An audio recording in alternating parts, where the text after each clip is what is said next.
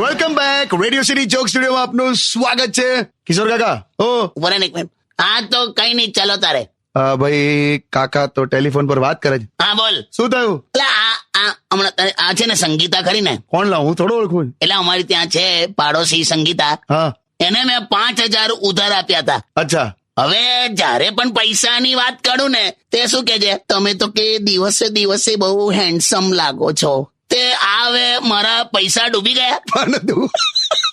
બોલે બોલેલા તમે લલચાઈ જાઓ તો એવું જ થાય ને. પણ આવું બોલીને રવાડે ચડાવે તો આપડે શું કરવાનું યાર? બહુ સ્માર્ટ હોય જા છોકરીઓ. પણ તમે કમ લાવું હસ્યા કરે? ખરેખર સ્માર્ટ હોય જા છોકરીઓ. તું જોજે, ઓલવેઝ જોજે. શું? એક્ઝામમાં પાછળ બેસેલી છોકરી કોઈ દિવસ તને ભૈયા નહીં કે. સ્માર્ટ હોય એ બધી, અને દરેક ઉંમરમાં એ લોકો સ્માર્ટ હોય છે. તું જોજે, છોકરો જોવા આવે ને, છોકરો જોવા, હા, તો એ લોકોનું ફેમિલી આવ્યું હોય ને, છોકરીઓનું ફેમિલી, એમાં એક એવી આંટી હોય જે એની સાથે એકદમ નાનકડો એક બાબો લઈને આવી હોય. હા, એટલે એવું નોર્મલી તો મેં જોયું છે.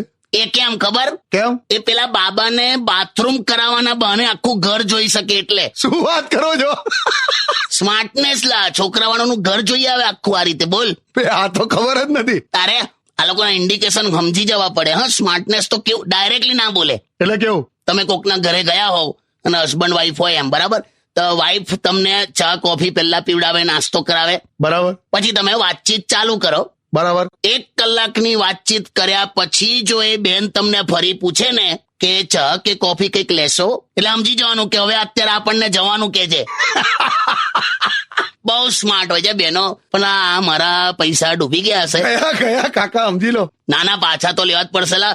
મંદી છે લા. હા ભાઈ, હા. સ્ટે ટ્યુન વિથ કિશોર કાકા ઓનલી ઓન રેડિયો સિટી 91.1.